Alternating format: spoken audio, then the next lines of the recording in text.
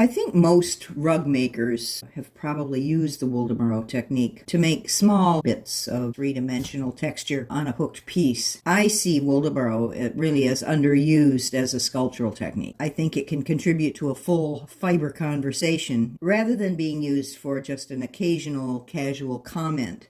In other words, it plays a larger and more dramatic role in my work. My interest in fiber and textile art stems from my work in pottery and hand building. So really, I tend to view this technique as hand building with fiber, and it's much drier. Three themes reoccur every time I try to teach my version of Waldoboro sculpting to new learners, and I've just decided I'd lump them into the good, the bad, and the frustration.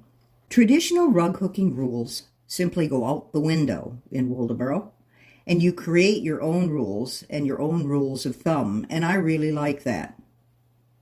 Sculpting also welcomes the use of mixed media and diverse fibers and textures and embellishments, and that adds those points of interest, I think. Waldoboro also tends to be easy to use with your original designs. It's forgiving and flexible to design changes. For those who claim that they can't draw, patterns for Waldoboro must be drawn just as simple line drawings. The details are added after the fact when you're using your picture as a guide. Sculpted work, my sculpted work in particular, is never going to be mistaken for something that's machine made, and I do rather like that aspect. I use knitting yarns, rovings, and various fibers, as well as wool strips, t-shirts, pantyhose, lycra. I'll use anything as long as it gives me the look I want. So for me, these are the good things. I get a lot of flexibility to make pieces in any size or shape. They can be three-dimensional, architectural, textural, framed, unframed, wearable, and unstructured. There are, however, elements of the bad here. Since I love to work large, my pieces tend to be heavy, awkward to handle, and they end up even larger than I thought they would because they take on a life of their own and just get larger. This means starting in the center is often not possible. So where you start depends on the size of your frame, the kind of frame you use, how fragile the fibers or fabrics are that you intend to use, and the weight of this project. This technique also uses large, and I mean large in the sense of a lot of fabric and fiber. And it's the only way you're going to ensure that there's enough substance in the fibers for you to sculpt at the end. You can't deeply incise a clay bowl if you don't use enough clay and the wall is too thin. The same is true here. The rule of thumb is always have much more than you think you're going to need, or know that additional materials are really easily available for color matching, or become very flexible in your color planning. This next bad issue really goes to the heart of rug making and hits a raw nerve. New learners at this point become very concerned now. You must come to terms with packing your fiber. Packing is a good thing. Packing is your friend. This means, of course, that you will hook fiber into every hole if possible. You are going to stuff the backing with fibers. And to make matters worse, if you're using a thin yarn or some really diaphanous bit of fluff, you may need to fold the material back on itself 2, 3, 4, even 5 times to get enough weight to hook into the hole and have enough to pull up a bulky long loop. Speaking of loops, and you can feel the tension build at this point, and any new learner is going to look a bit like a wallaby startled by an oncoming headlights. Loops must be pulled long, very long. For example, these 5mm loops are often proudly presented to me by new learners who work generally in embroidery and tapestry, and they are presented as ready for clipping. And I'm sure that in some circles they are considered long. But not here. Not what I mean, and you're going to have to go back to the frame. So I send them back, and after their second attempt, their offering is probably going to look something a little bit like these rather sad 20mm loops. Back to the frame with you. At this point, these lovely fine embroidery and tapestry crafters have begun to hyperventilate. They show signs of anxiety and even a little bit of panic, but they are determined, so they'll return later with 45 to 50mm long loops. Yep, much better. It depends on what you're going to be sculpting. The loops may even need to be longer still. I generally pull mine about 3 inches or 8 centimeters. Particularly if I'm hooking landscapes or animals. Now we get to this kind of sad aspect of the work. And it really is a sad issue for a lot of people. Since you are a fabric sculptor, it means you can't easily and spontaneously show your current project to your family and friends who want to see a work in progress. Don't do it. If you do, be prepared to be greeted by a gentle cough, a nervous half smile, and a comment that's like, "That's lovely, dear," all the while they are edging their way quickly to the door. Why, you ask, why? Why won't people look at my work?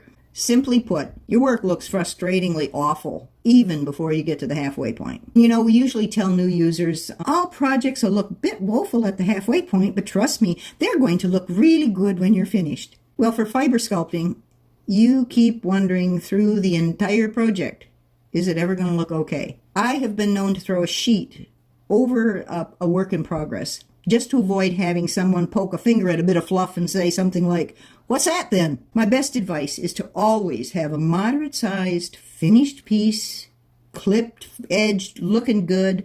Have that available to show as something you've recently completed this one.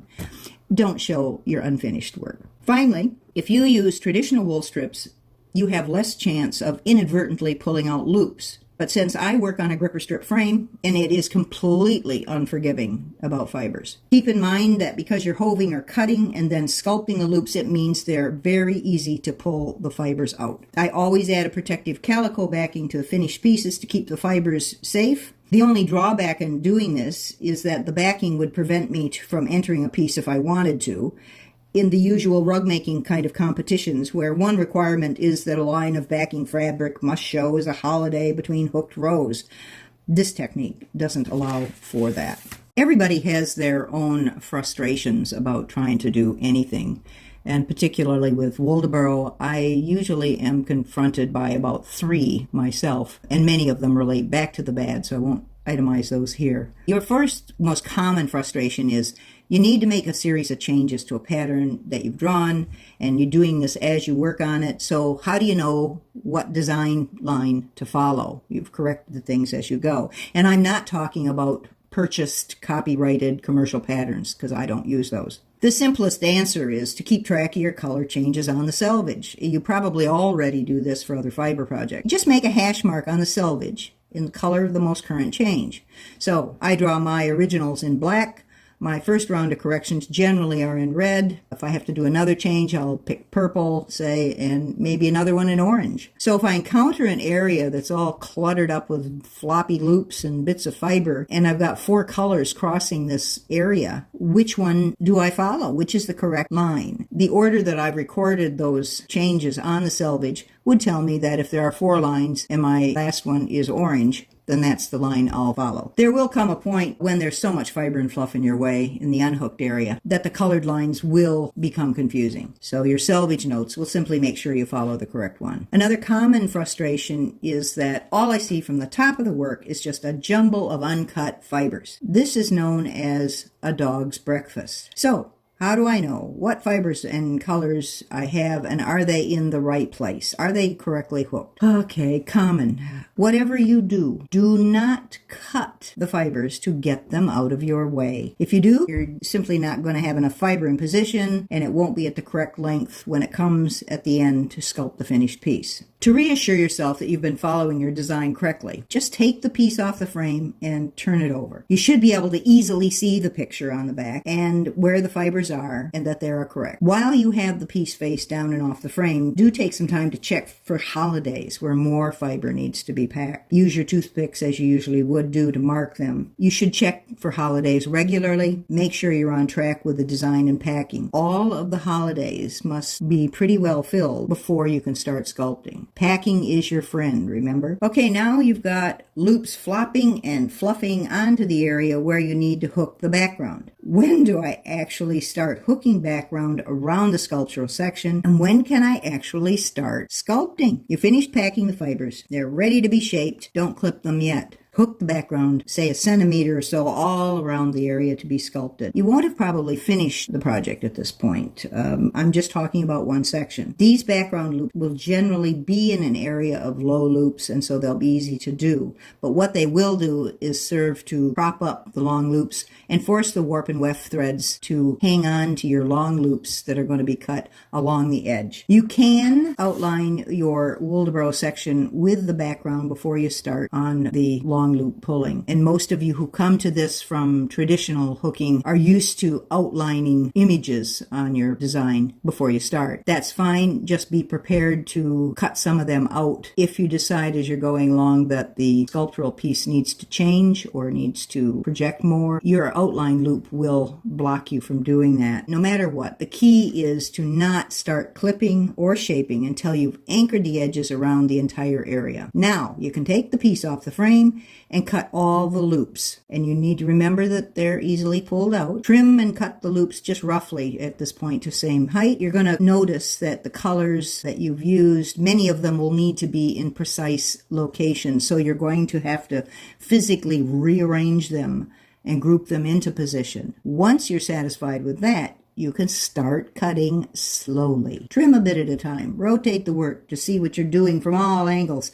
I suggest trimming only enough to shape the area and get the excess fiber out of your way. Don't try to get a finished look at this point. Wait until your whole piece is done so you can sculpt the elements in relationship to one another. You will spend much more time sculpting when the piece is finished. I compare this fiber sculpting stage to the scraping and burnishing of pottery. It's quite therapeutic, but you really need to know when to stop. Depending on the fiber you're shaping, you may find a hand vacuum useful, but I use just a damp cloth to wipe up and collect excess fibers as I trim. This last issue should perhaps be the first series of questions you ask yourself. What shape will the piece be and why? How will you finish the edge and why? How will the piece be hung, frame, or displayed? The answers to these questions will help you decide what you make, how you make it, what frame you use, and what materials you'll need. Good luck.